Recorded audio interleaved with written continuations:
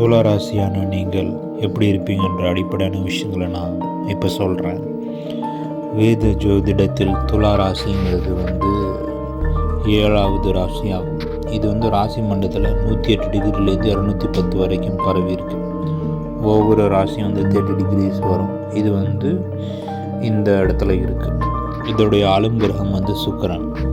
சுக்கிரனாலே உங்களுக்கு தெரியும், அழகு, கலை, இதில் தான் அவருடைய முக்கியமான ஒரு கவனம் இருக்கும். ஸோ துலா ராசியோட பண்புகள் என்னென்னா, இது ஒரு வாயு தத்துவ ராசி. இது ஒரு சர ராசி, அசையும் ராசி. இது ஒரு ஆண் ராசி. அண்ட் இதோட சின்னம் சமநிலை, தராசு.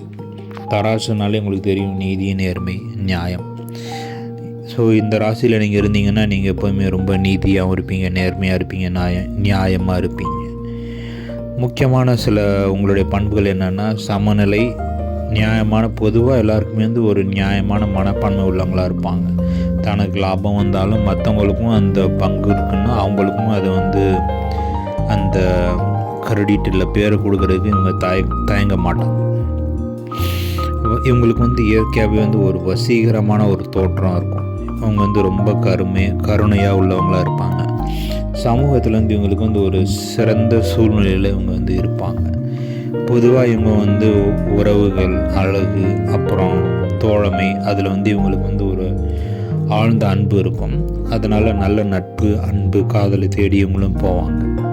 இவங்க பொதுவாக அமைதியை விரும்புகிறவங்க. அதனால் பெரும்பாலும் சண்டை போடுறத தவிர்த்துட்டு சமாதானமாக போகிறதுக்கு தான் பார்ப்பாங்க.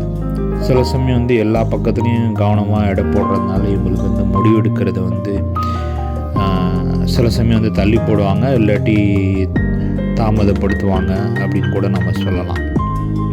பொதுவாக அவங்களுக்கு நிறைய நண்பர்கள் அல்லது நண்பிகள், ஆண்கள், பெண்கள்லாம் இருப்பாங்க. ஸோ இவங்களுக்கு எல்லாரோடையும் ஒரு நல்ல உறவோடு இருக்கிறது இவங்களுக்கு ரொம்ப பிடிக்கும். இவங்களுக்கு பொதுவாக நல்ல நட்பு, தொடர்பு எல்லாமே இருக்கும்.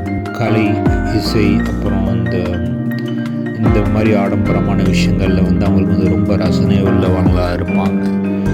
இவங்களுக்கு இயற்கையாகவே குழப்பமான சூழ்நிலையில் சமநிலையை பராமரிக்கிற ஒரு திறன் உண்டு. சில சமயம் அதிகமாக யோசிக்கிறதுனால இவங்களே குழப்பிப்பாங்க.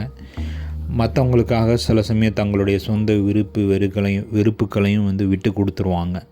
அதே மாதிரி சில சமயம் ரொம்ப அதிகமாக ஒரே விஷயத்தில் கவனம் செலுத்தி மற்ற விஷயத்துலலாம் கண்டுக்காமல் விடுறதுனால சில இழப்புகள் இவங்களுக்கு வரும்.